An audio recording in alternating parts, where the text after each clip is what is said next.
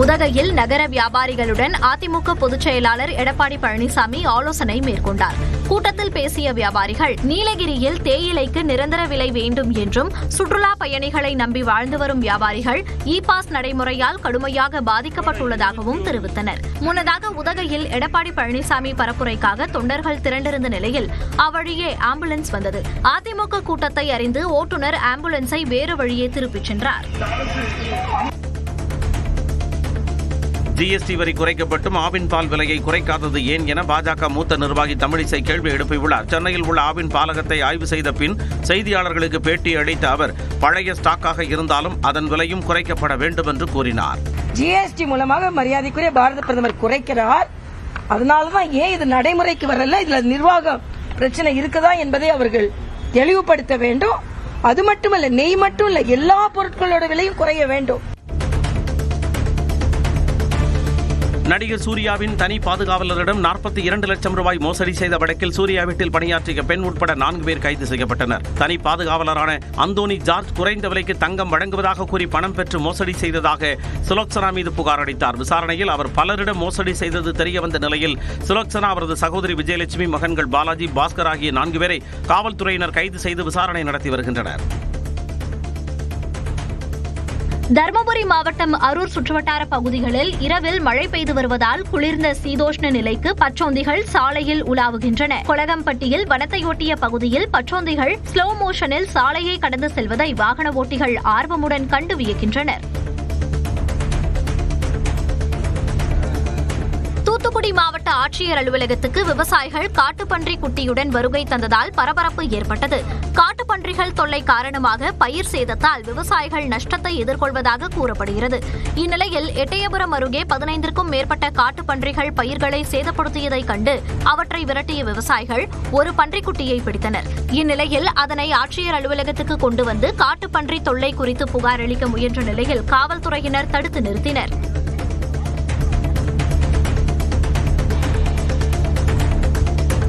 கிருஷ்ணகிரி மாவட்டம் ஓசூர் அருகே தொட்டமஞ்சி மலை கிராமத்தில் அத்தியாவசிய வசதிகளை ஏற்படுத்தி தரக்கோரி அஞ்சட்டி ஒகேனக்கல் சாலையில் மக்கள் மறியலில் ஈடுபட்டனர்.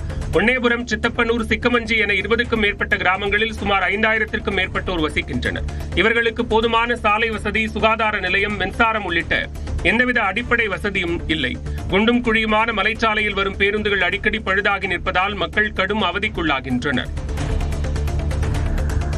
சென்னை அருகே ஈசிஆர் சாலையில் மாட்டின் மீது பைக் மோதிய விபத்தில் கேரளாவைச் சேர்ந்த கல்லூரி மாணவர் உயிரிழந்தார். கானத்தூர் பகுதியில் உள்ள தனியார் பல்கலைக்கழகத்தில் ஜேக்கப் ரெனி வர்கீஸ் என்பவர் படித்து வந்தார். தேர்வை ஒட்டி கேரளாவிலிருந்து கல்லூரிக்கு ஜேக்கப் வந்திருந்தார். இந்நிலையில் உத்தண்டியிலிருந்து கானத்தூருக்கு சாலையின் எதிர் திசையில் பைக்கில் சென்றபோது மாட்டின் மீது மோதிய விபத்தில் தூக்கி வீசப்பட்டு நிகழ்விடத்திலேயே உயிரிழந்தார். உடன் சென்ற நண்பர் ஜஸ்வந்த் காயங்களுடன் உயிர் தப்பினார்.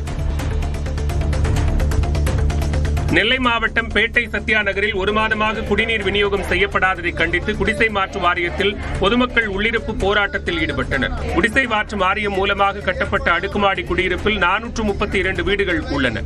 இந்த வீடுகளில் வசிக்கும் மக்களுக்கு குடிநீர் விநியோகம் செய்ய மாதம் 300 ரூபாய் வசூலிக்கப்பட்டுள்ளது. அந்த தொகையை குடிசை மாற்று வாரியம் மாநகராட்சி நிர்வாகத்திற்கு செலுத்தாததால் 1 மாதமாக குடிநீர் விநியோகம் நிறுத்தப்பட்டுள்ளது. இதனை கண்டித்து என்ஜிஓ குடியிருப்பில் உள்ள தமிழ்நாடு குடிசை மாற்று வாரிய அலுவலகம் முன்பாக மக்கள் போராட்டம் நடத்தினர். திருச்சி மாவட்டம் மணப்பாறை கோவில்பட்டி சாலையில் திருநாயின் தலையில் சிக்கிய பிளாஸ்டிக் டப்பாவை தீயணைப்பு மீட்புத்துறை வீரர்கள் போராடி அகற்றினர். தலையில் பிளாஸ்டிக் டப்பா சிக்கியதால் வழி தெரியாமல் ஓடிய நாய் வாகனங்களில் மோதி அடிபட்டதோடு உணவு, தண்ணீர் பருக முடியாமல் அவதியடைந்து வந்தது. இந்நிலையில் வெகுநேரம் சிக்காமல் ஆட்டம் காட்டிய நாயை கயிறு கட்டி பிடித்து டப்பாவை தீயணைப்பு வீரர்கள் அகற்றினர். கன்னியாகுமரி மாவட்டம் களியல் அருகே ரப்பர் தோட்டத்தில் நுழைந்த சிறுத்தை தொழிலாளியை தாக்க முயன்றதால் மக்கள் அச்சமடைந்துள்ளனர். ஆலஞ்சோலையில் உள்ள ரப்பர் தோட்டத்தில் அல்போன்ஸ் என்பவர் பால் வடிக்கும் தொழிலாளியாக உள்ளார். இவர் வழக்கமான பணியில் ஈடுபட்ட போது சிறுத்தை அவரது சட்டையை கிழித்ததாக கூறப்படுகிறது. இது தொடர்பாக வனத்துறைக்கு தகவல் அளித்ததை தொடர்ந்து சம்பவ இடத்தில் ஆய்வு செய்தனர். மேலும் சிறுத்தை நடமாட்டத்தை கண்காணிக்க சிசிடிவி கேமரா பொருத்த நடவடிக்கை எடுக்கப்பட்டுள்ளது.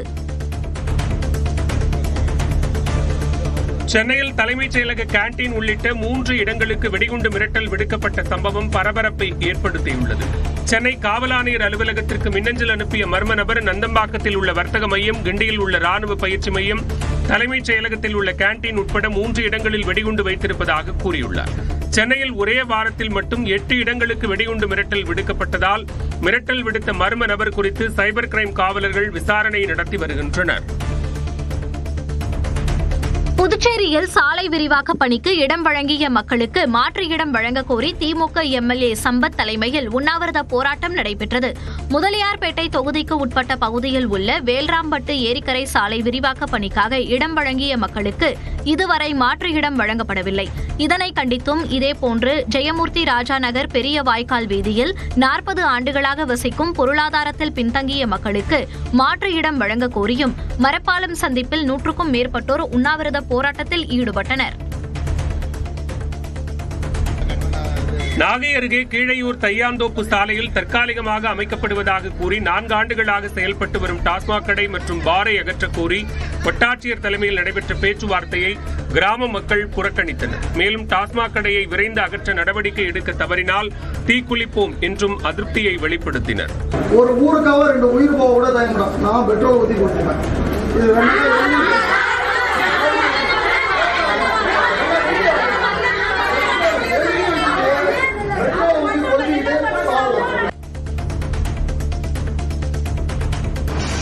காஞ்சிபுரம் குமரக்கோட்டம் சுப்பிரமணிய சுவாமி கோவிலில் சிறப்பு வெள்ளி திருத்தேர்வு பணி உற்சவம் நடைபெற்றது. பக்தி முழக்கங்கள் முழங்க வெள்ளி திருத்தேரில் வள்ளி தெய்வானையோடு சுப்பிரமணிய சுவாமி எழுந்தருளினார். ஏராளமான பக்தர்கள் சுவாமி தரிசனம் செய்து வழிபட்டனர்.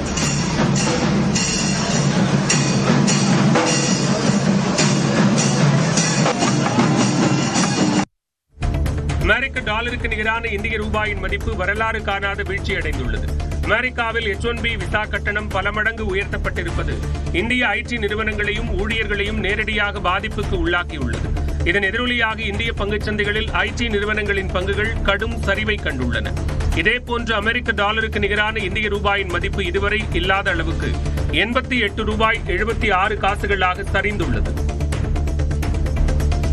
திருநெல்வேலி மாவட்ட ஆட்சியர் பெயரை பயன்படுத்தி மருத்துவரிடம் மோசடி செய்ய முயன்றது தொடர்பாக 3 பிரிவுகளில் வழக்கு பதிவு செய்து காவல்துறையினர் விசாரிக்கின்றனர். பெருமாள்புரம் பகுதியில் உள்ள தனியார் மருத்துவமனை உரிய அனுமதியின்றி கட்டப்பட்டுள்ளதாக நீதிமன்ற உத்தரவுப்படி பூட்டி சீல் வைக்கப்பட்டது. வேறு இடத்தில் செயல்படும் இந்த மருத்துவமனையின் ஊழியரிடம் தொலைபேசியில் பேசிய நபர் ஆட்சியரின் நேர்முக உதவியாளர் பேசுவதாகவும் மூடப்பட்ட கட்டடம் குறித்து பேச ஆட்சியர் விருப்பம் தெரிவித்துள்ளதாகவும் கூறி மோசடி செய்ய முயன்றுள்ளார். இது தொடர்பாக நெல்லை மாநகர காவல்துறை ஆணையாளரிடம் புகார் அளித்த நிலையில் விசாரணை நடத்தப்படுகிறது. செங்கல்பட்டு மாவட்டம் குன்னவாக்கம் ஊராட்சிக்கு உட்பட்ட ஒரு தனியார் அடுக்குமாடி குடியிருப்பில் தீயணைப்புத் துறையினர் தீ விபத்து மற்றும் வெள்ள பாதுகாப்பு ஒத்திகை விழிப்புணர்வு ஏற்படுத்தினர். தீ விபத்து சூழலை தத்ரூபமாக ஏற்படுத்தி மீட்பு பணிகளில் துரிதமாக ஈடுபட்டதால் பொதுமக்கள் ஆர்வமுடன் கண்டு விழிப்புணர்வு பெற்றனர்.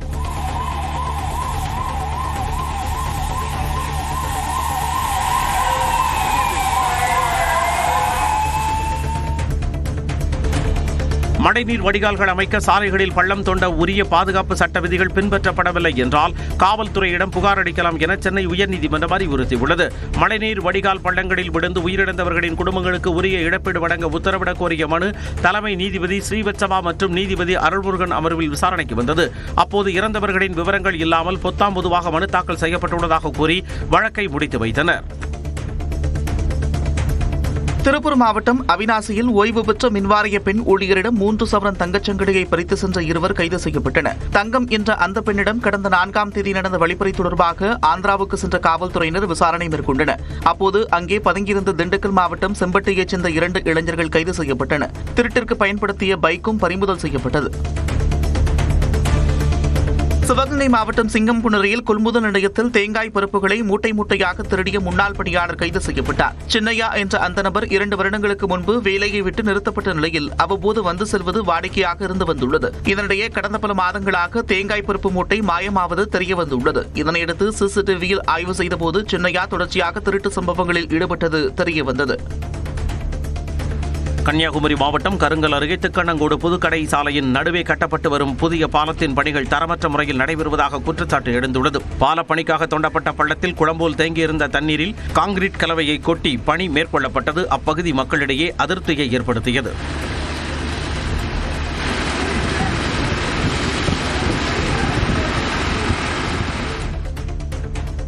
தஞ்சாவூர் மாவட்டம் பாபநாசம் அருகே 10 ஆண்டுகளாக குண்டும் குழியுமாக உள்ள சாலையை சீரமைத்து தர மக்கள் கோரிக்கை விடுக்கின்றனர்.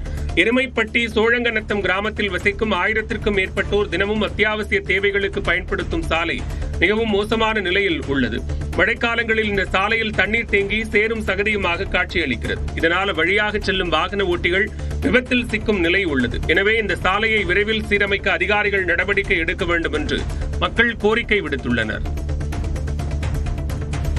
திண்டுக்கல் மாவட்டம் பழனியில் புகையிலை பொருட்களை சோதனை செய்ய சென்ற வட்டார உணவு பாதுகாப்பு அலுவலரை தாக்கிய மளிகை கடைக்காரர் கைது செய்யப்பட்டார். ஜவஹர் நகர் பகுதியில் பள்ளி அருகே ராஜ வடிவேல் என்பவர் சிறிய மளிகை கடை நடத்தி வருகிறார். இந்த கடையில் தமிழக அரசால் தடை செய்யப்பட்ட புகையிலை பொருட்கள் விற்பனை செய்யப்படுவதாக உணவு பாதுகாப்பு அதிகாரிகளுக்கு புகார் சென்றுள்ளது. இதையடுத்து சோதனைக்கு சென்ற வட்டார உணவு பாதுகாப்பு அலுவலர் ஜஸ்டின் அமல்ராஜ் சோதனை செய்தார். அப்போது ஜஸ்டின் அமல்ராஜை தாக்கிவிட்டு தப்பியோடிய ராஜ வடிவேலுவை காவல்துறையினர் கைது செய்துள்ளனர். பொள்ளாச்சி அருகே ஒருநாள் பராமரிப்பு பணிக்காக மூடப்பட்ட வடுகபாளையம் ரயில்வே கேட் 10 நாட்களுக்கு மேலாகியும் திறக்கப்படாததை கண்டித்து சார் ஆட்சியர் அலுவலகத்தை பொதுமக்கள் முற்றுகையிட்டனர். இதையடுத்து சார் ஆட்சியர் ராமகிருஷ்ணசாமி வடுகபாளையம் ரயில்வே கேட் பகுதிக்கு நேரில் சென்று ரயில்வே அதிகாரியிடம் ஆலோசனை நடத்தினார். பின்னர் பராமரிப்பு பணிகள் முடிவடைந்ததும் உடனடியாக ரயில்வே கேட் திறக்கப்படும் என பொதுமக்களிடம் உறுதியளித்தார். சென்னை பெரம்பூரில் தூய்மை பணியாளர்களை அழைத்துச் சென்ற வாகனம் விபத்திற்குள்ளானது. மாதவரத்தில் இருந்து 10 தூய்மை பணியாளர்கள் மினி லாரியில் அழைத்துச் செல்லப்பட்ட நிலையில் பெரம்பூர் முரசொலிமாறன் மேம்பாலம் அருகே சாலை வளைவில் திரும்பிய போது வாகனம் கவிழ்ந்தது. போக்குவரத்து காவல்துறையினர் பொதுமக்கள் இணைந்து காயமடைந்த பணியாளர்களை மீட்ட நிலையில் ஸ்டான்லி அரசு மருத்துவமனையில் சிகிச்சை அளிக்கப்பட்டது. தருமபுரியில் 7வது புத்தக திருவிழா வரும் 26ஆம் தேதி தொடங்கவிருக்கும் நிலையில் காரியமங்கலம் அரசு மகளிர் கல்லூரியில் விழிப்புணர்வு நிகழ்ச்சி நடைபெற்றது. தருமபுரி வாசிக்கிறது என்ற நிகழ்வில் கலந்து கொண்ட ஆட்சியர் சதீஷ், மாணவிகள், ஆசிரியர்கள், அதிகாரிகள் வரிசையாக அமர்ந்து புத்தகங்களை வாசித்தனர். தமிழ்நாடு மாநில தொடக்க கூட்டுறவு வங்கி அனைத்து பணியாளர் சங்கத்தினர் அக்டோபர் 7ஆம் தேதி முதல் காலவரையற்ற வேலைநிறுத்த போராட்டத்தில் ஈடுபடப் போவதாக அறிவித்துள்ளனர். 8 மாவட்ட நிர்வாகிகள் பங்கேற்ற ஆலோசனைக் கூட்டம் திருவாரூர் மாவட்டம் மன்னார்குடியில் நடைபெற்றது. பின்னர் செய்தியாளர்களிடம் பேசிய சங்க கௌரவ பொதுச் செயலாளர் குப்புசாமி, ஊதிய குறைப்பு நடவடிக்கைக்கு எதிர்ப்பு உள்ளிட்ட 25 அம்ச கோரிக்கைகளை வலியுறுத்தி போராட்டத்தில் ஈடுபடப் போவதாக தெரிவித்தார். பெரம்பலூர் மாவட்டம் குன்னம் அருகே உள்ள மேலமாத்தூர் ஊராட்சி ஒன்றிய தொடக்கப்பள்ளியில் ஆய்வு மேற்கொண்ட ஆட்சியர் மிருணாளினி மாணவர்களுடன் காலை உணவருந்தினார். அப்பொழுது ஆட்சியரிடம் சென்ற 5ஆம் வகுப்பு மாணவி ஒருவர், நீங்கள் கலெக்டரா, சும்மா தெரிஞ்சுக்கலாம் என்று கேட்டதாக சுட்டித்தனமாக கூறினார்.